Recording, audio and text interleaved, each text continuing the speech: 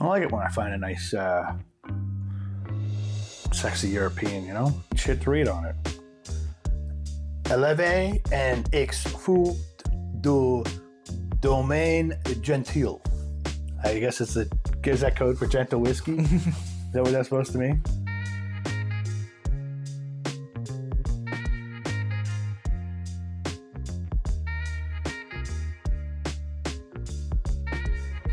Yeah, we're doing some Mediterranean whiskey today, so I kind of figured I'd get in the vibe. It's probably the most Mediterranean shirt I own. What's just Mediterranean grapes, about? Just Tuscan grapes, purple grapes. That's all I got today.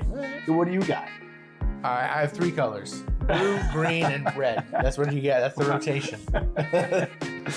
So we're in for a unique treat. Yes, we got some imports here. Yeah, so the gift box from Jacob arrived. Good. We'll talk about that in a moment.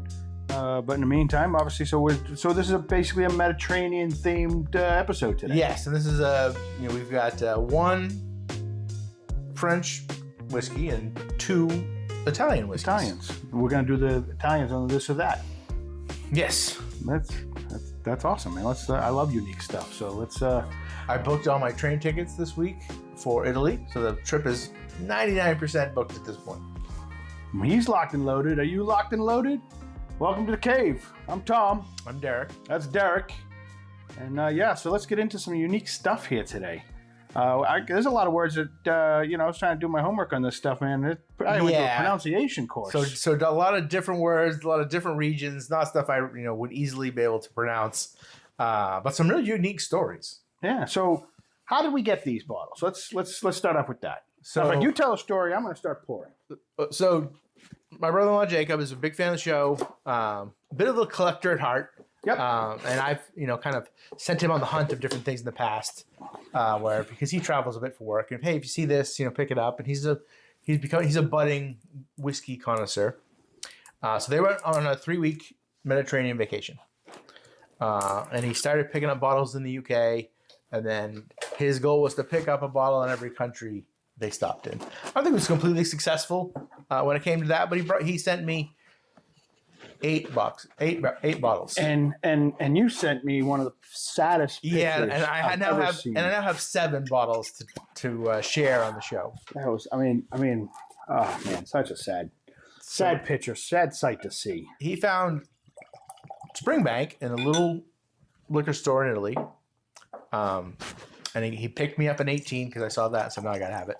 And then he bought the 5-year 100 proof for the show, which I didn't know existed. I never even seen it, heard of that before. So it's a 5-year Springbank cask strength, and it appears that the shipping container wanted it more than we did. It must have been compressed. Something fell on top of it because it just shattered. And there's thousands of pieces it was an individual box, but just thousands of pieces in that box. Little glass shards everywhere, and it was dry. Oh yeah, just evaporated. The rest of its trip. Yeah. Well, as my mother would say, it's the thought that counts. Yes. I might want to have a different opinion than my mother, but well, and honestly, there could have been other bottles that were sacrificed. That was high on my list of things I wanted to try. Yeah, we don't know. It could have been this one, right? Right. We don't know. Where didn't you break? I have no expectations whatsoever of this bottle. So the only thing I know about this bottle, I've done a little homework, but the only thing I know about it from reading it right now is where it's from. It's a single malt whiskey, aged 7 years, and there ain't a damn thing I can read off. Everything else in French. Everything else. The only thing I see is 5 ppm. I don't know what's 5 ppm. I didn't know it was a peated bottle, but is it lightly peated? Because literally everything else is just, all I see is 5 ppm. That's pretty light. Well, it would be. It'd be extremely light. Almost non-existent. I just find it as I'm opening this out of the box. Obviously, this is all in French. You got me. So this is Corsican whiskey off the island of Corsica. Yes. So fun fact, this is the only whiskey made on an island in the Mediterranean. 100%. Yeah. So that's kind of cool. And this island's not even known for whiskey, obviously, if it's the only product produced. Well, you don't know a lot of French whiskey brands. No, well, exactly. Yeah. And this is a single malt. And I didn't get the impression that they were trying to imitate Scotland, but based on how they went and produced this, there's a very prominent beer producer and a brandy producer. Yes, but it's like, what can we make locally? Yes. So the beer guy got with the brandy guy, which got with the wine guy, which is the barrels Yep. that they're aging it in, and that's how this came about. So I'll read a couple of footnotes. Also, I got to pick the right side of this box because most of it, I don't speak French or read French. The only thing I can understand right here, right off the bat, is le whiskey. Right? So a universal term. A universal term, exactly. See, whiskey's for everybody. Everybody. So I'm just going to go to the side that I can read. It's a combination of two great Corsican know-how, Pietri Brewery and, how did I pronounce this? Mavella? Mavella. I think you're right. I think it's Mavella. So the Mavella distillery is the brandy distillery. Yep. And the Pietra Brewery is producing the beer. So he made the mash bill to start. Yep. And then they bring it over to the brandy distillery. They put it in a German pot still. Yep. And then they age it in wine barrels, locally sourced wine barrels for 7 years. Yes. So triple collab, if you will. So everything's local to the island. They grow the grain locally. All the basic ingredient, all the gozintas are local, which would be hot and humid also from an aging standpoint. Yeah. So I was also reading that as this 7 year might taste more like a 10 or a 12 or something a little older than that. But I'm pretty excited to try this. It's got a slight spicy. Oh yeah, Spicy nose with like a hint of like spearmint. It's not quite right, like a cinnamon spearmint cross. Subtle, but I see where you're going. So I think that's what you're getting. I think what you're smelling there is the salty air. Oh, could be.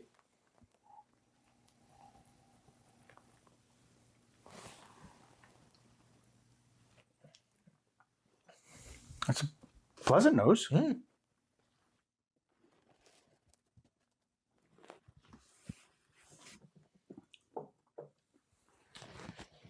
Well, that's a... Oh, man. Well, I'm happy with my first impression. I'll let that linger a moment. Mm-hmm. But I'm going to say there's at least 5 ppm. I think I know what the 5 came from. Yeah? Yes, absolutely. I'd be interested to actually using peat because they'd be using that at the brewery. Yes, before they ever brewed it. Correct. Yeah. So are they drying out the malt with peat at the brewery, not the distillery, right? So that's kind of not much, but yeah. But what else would be giving it? I mean, that's peated. It's lightly peated. Very subtly. Yeah. Yes, it's pleasantly lightly peated, but I would not call that earth tones without peat. I would call that, yes, you're getting earth tones out of it, but This is more springy than earthy. yes. I was getting a little bit of that kind of springtime, maybe that, like a light Kilhoman kind of vibe on the palate and the finish.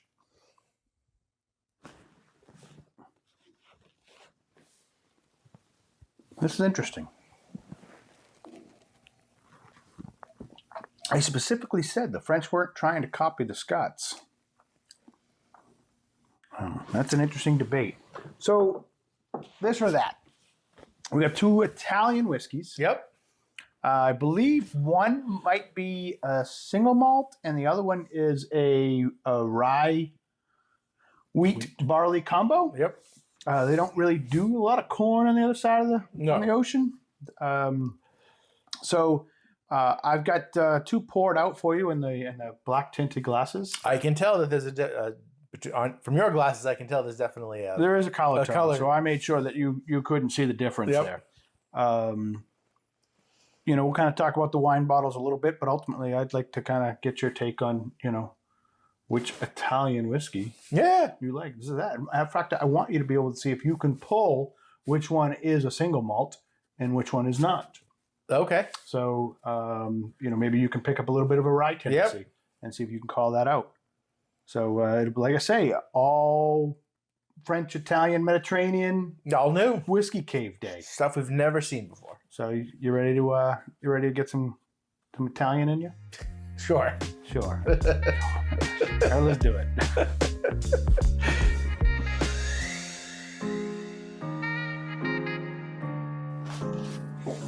You ready? I think I'm ready. These, like I said, the Italian terminology. Sure. So I'm going to probably just read mostly off the box and the bottle and wing it from there. Ultimately, it doesn't matter if I know how to pronounce it, if I know where it came from. Ultimately, is it good or not? Yeah, right? I did a little background too. I got some, bits and So bobs you're about that. familiar with the bottles. Yeah, You picked them up. You received them. I looked them up too. But you don't know which is which in which glass. Which glass, yeah. So at least we're going to have an authentic blind, this or that, where you'll be able to tell us that you like this. Yes. Or not that. knowing what it is. Not that I knew anything about either of them anyway. Sure. Okay. So we'll get into the bottoms at no particular random here. This is Florentese, if I'm pronouncing that right. They don't talk a whole lot about this one here. This is a Tuscan malt. So this one, I believe, is from the southern side of Italy. Yeah, so it's based out of Florence in the Tuscany region. Yes. So that's finished in a red wine. Yep. Correct. Yes. And this one here, there's the.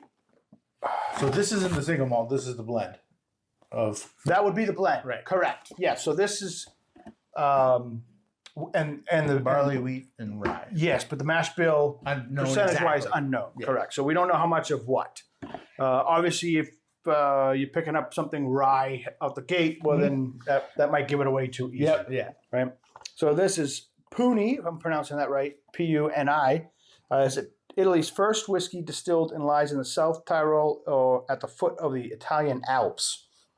They say this is a single malt. This is edition number 6. So 5. I think they only do special editions. Like this is kind of a random. Oh, thing. okay. All right. So this is the Arte number 6, if I'm pronouncing that right. They're both similar proof, so we won't really have a proof battle here. All right. I think like one's 96, the other one's like 96.2 or 96.4. This, however, I think is a cool bottle. So I do like that. I do like that. All right. So let's get a nose. You want to start with A? Sure. It's just Alphabetical. Yeah. What the hell? Ooh. Oh, we got an ooh. I mean, we got an ooh. It has a significant nose, which is rare. Okay. Oh, now you got me intrigued.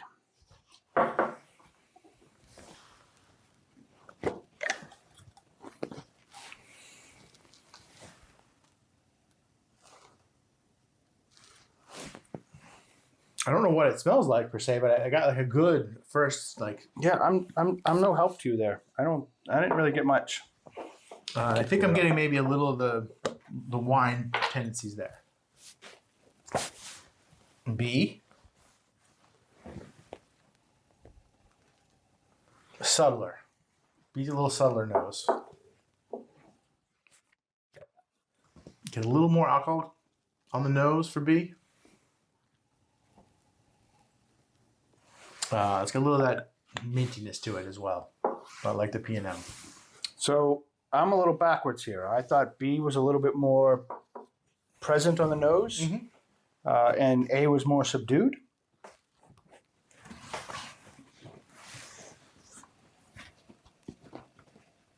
Oh yeah, I'm definitely getting a little more like musk, a little more dankness out of A. Whoa. All right, I'm gonna taste A.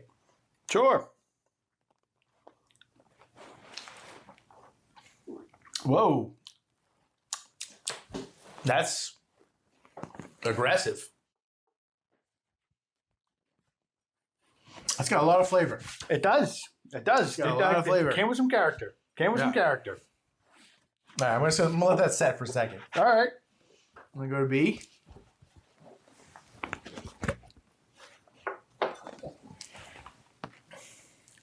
Oh.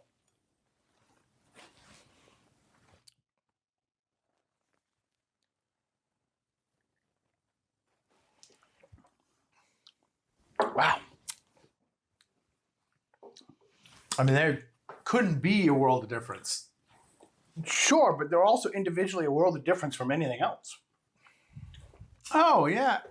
Yes. I mean, I think A is... I mean, you don't have a comp for A at all. and you don't have a comp for B. I don't know if that's true. All right, comp B for me then, please. Well, I'm not coming up with anything right off the top of my head. B's delicious. It's kind of good, isn't it? It's delicious. A little sweet. It's got a really rich flavor profile. Insanely rich. Yeah. Crazy flavor. Like, this started in a barrel that was full of wine. And it was like, here's a little whiskey. I don't know about, yeah. I'm not exaggerating, Yeah. but I mean... all right, so Now, I will say both of them, like, obviously, I'm like, what is a Mediterranean whiskey, right? Yeah. Well, I would say exactly what we're drinking is Mediterranean whiskeys if there was a classification or if you had to describe what you thought a Mediterranean whiskey was. All right, so... I got a vibe that you already have a winner. Oh, yeah. No, Yeah. All right. I do not like A. Do not like A. So A tastes like wet cardboard, corrugated to me. I don't know. I'm not a fan. Oddly enough, I think I know where you're coming from with your wet cardboard analogy. I don't know if I would have gotten there without your assistance on that profile. But I do kind of hear what you're saying. There is a little. Oh man, wet is whatever. I don't know if Wet I'm fully on board with the cardboard, but it's wet, whatever it is. But I'm not so sure I'm dogging it like you are. Oh, that is not. I don't. The That note. is not for me.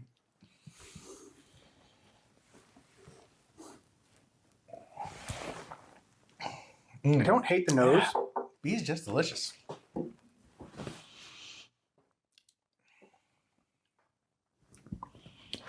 It does. It's got two funks to it. Mm-hmm. It's got the initial like funk, and then it's got another funk on the way out the door. And it's the finished one that I'm struggling with. That's what you get in the cardboard on. Yeah, that's the part I just really don't. I'm not a fan of the finish. All right, I'm gonna go back to B here for a moment. B has a very all right. So if we're gonna try and comp B, let's go back to that for a moment. A very heavy sherried or port, probably more port. Yeah. Malt finish. Be it American, I'm actually getting more American tenors. Sure. And I'm thinking, is it the Westwood? Mm-hmm. It's like a cast strength Westwood finished in a port. Yeah. That would probably be my comp to this. I think this is smoother. I would probably say this is smoother too.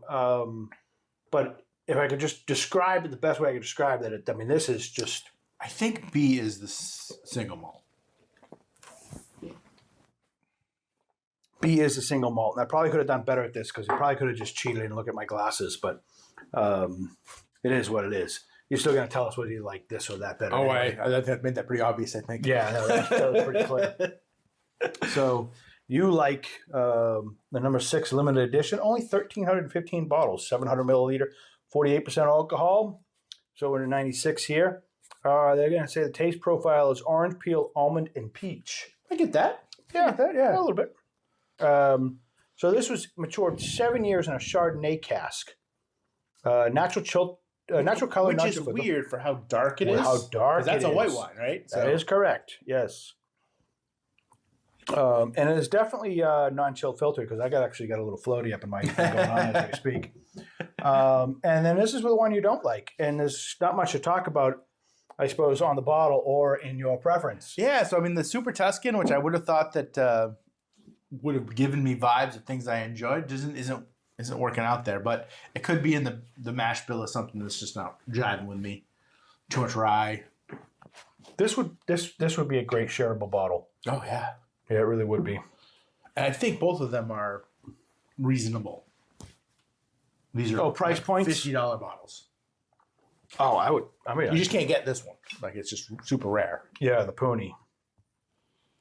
Yeah, that's too bad because I would love this on the shelf. Yeah.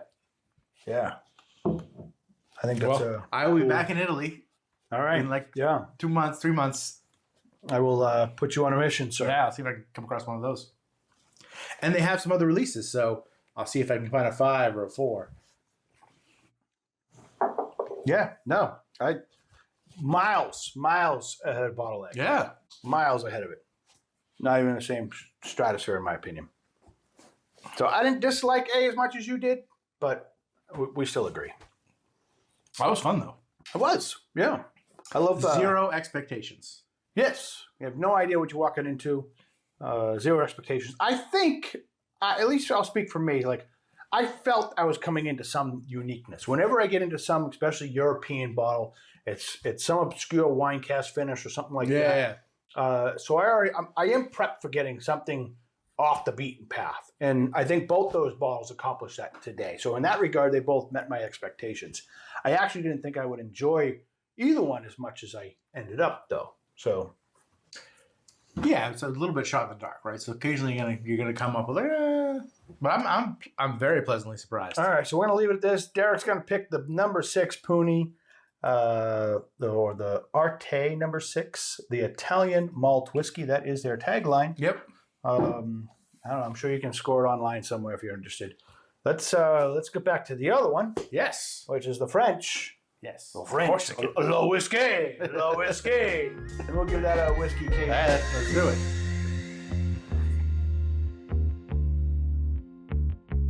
So you found an Italian That was good. Italian single malt you like? That was good. I'm very happy with that.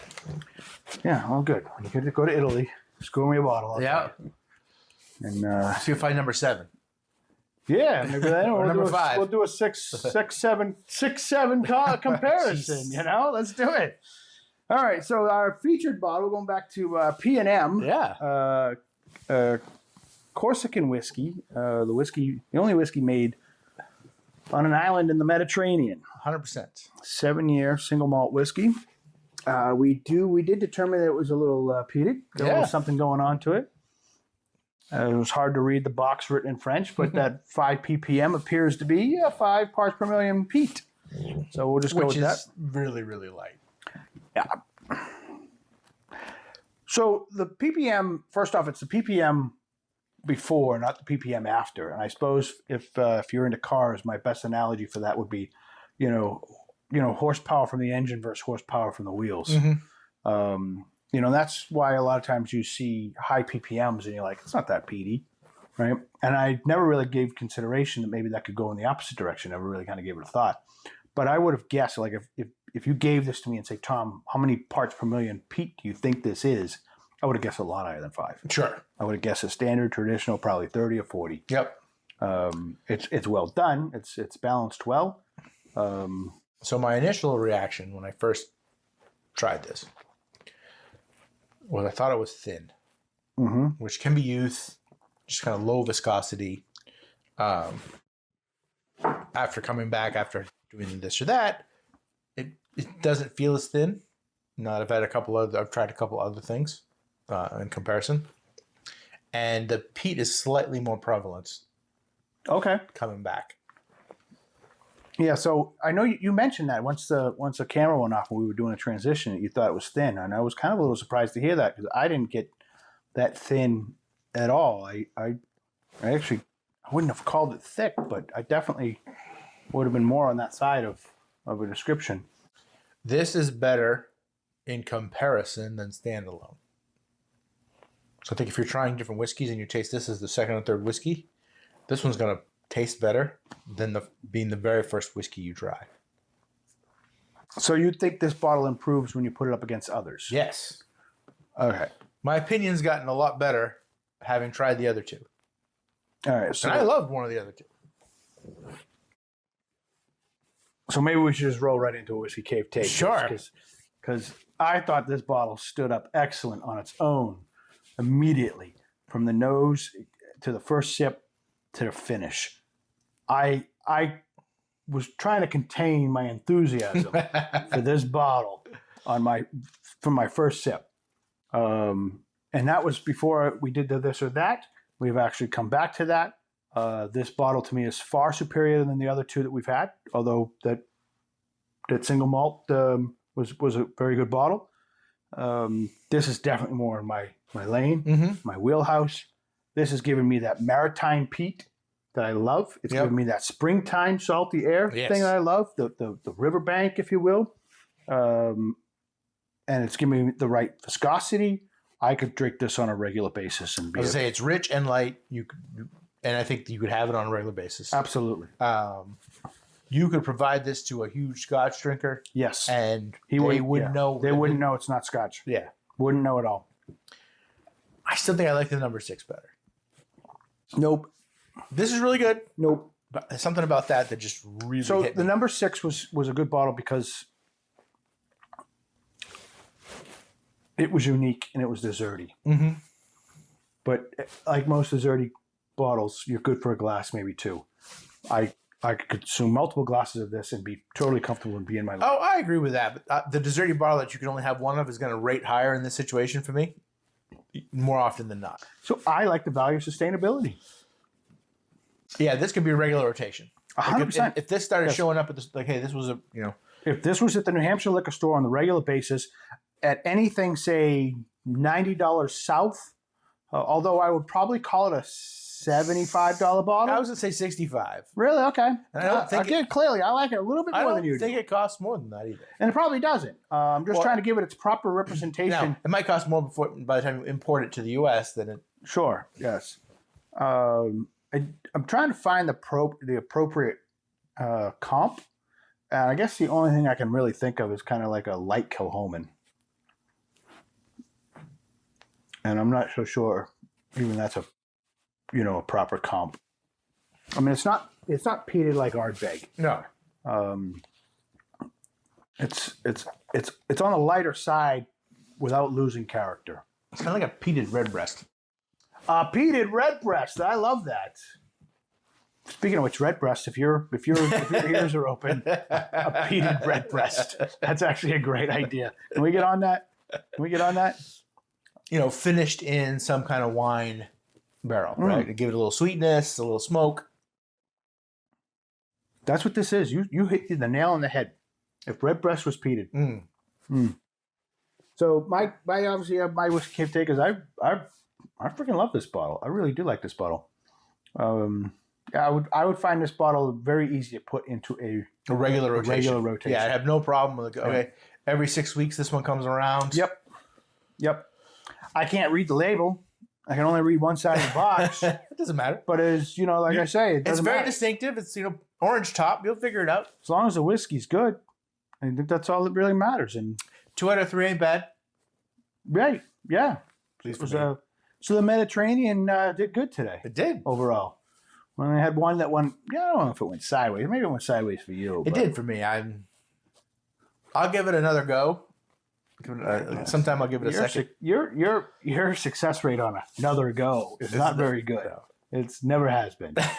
You're usually locked in on your original opinion, and you're good to go from there. So I don't necessarily know why you even bother with second go sometimes, but I do appreciate you. I got an open mind. I'm willing to give it another shot. An open mind with closed doors sometimes, but whatever.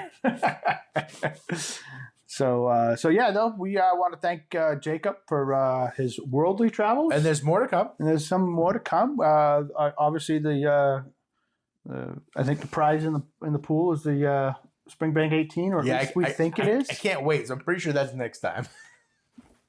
We're gonna stretch this one out. We don't have to do it right away. We can, we do. Listen, I am skilled at buying a nice bottle and putting it on a shelf for a while before I crack it.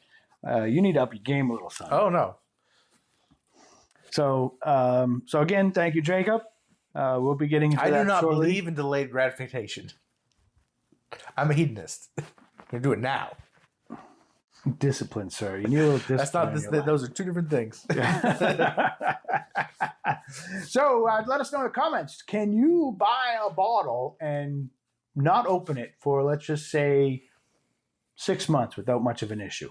Or are you the type that needs to crack it open and try it right away? I bet you that answer is probably a little bit dependent on, do I have 4 bottles in inventory or do I have 40 bottles? Yeah, you don't remember the ones you bought. You didn't know that you bought them. They've been sitting around for 6 months. You forgot they're there. I am guilty for that. But not on like, you know. This is a special occasion for me. Yeah, I know. But I mean, I buy a lot of, it's like, you're referencing bottles like that Tatouche, right? Like, I forgot I bought that, or I walked by and I'm like, oh, I'll grab that. If I spent $300 on a bottle, I'm not forgetting I bought that. And that can sit on the shelf for a while before we crack it. All right, we're gonna continue debating this. If you're interested in some Mediterranean whiskey, go ahead and Google them. I'm sure you can import them somewhere. But thanks for joining us in the cave. I'm Tom. I'm Derek. That's Derek. And thanks for sharing Dram with us. This was a good time. We'll see you next time. Be good.